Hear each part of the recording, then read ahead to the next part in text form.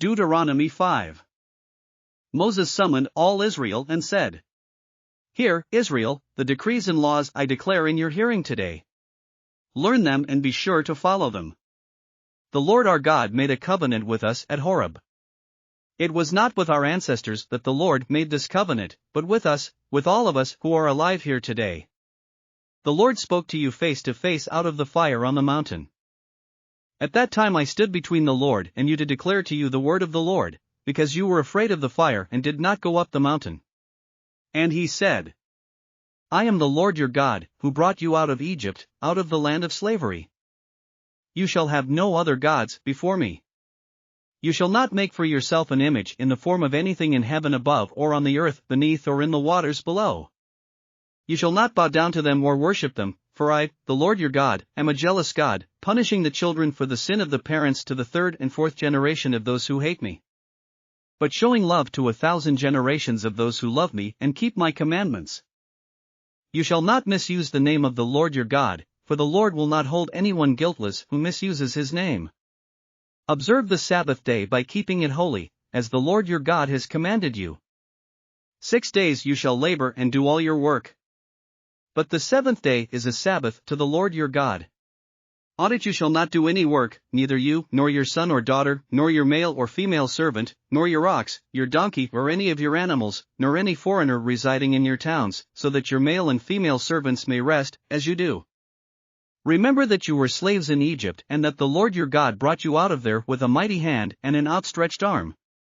Therefore the Lord your God has commanded you to observe the Sabbath day.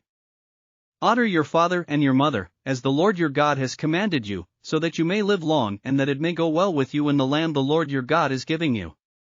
You shall not murder. You shall not commit adultery. You shall not steal. You shall not give false testimony against your neighbor. You shall not covet your neighbor's wife. You shall not set your desire on your neighbor's house or land, his male or female servant, his ox or donkey, or anything that belongs to your neighbor. These are the commandments the Lord proclaimed in a loud voice to your whole assembly there on the mountain from out of the fire, the cloud and the deep darkness, and he added nothing more. Then he wrote them on 2 stone tablets and gave them to me.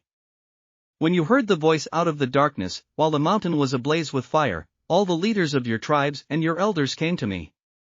And you said, The Lord our God has shown us his glory and his majesty, and we have heard his voice from the fire.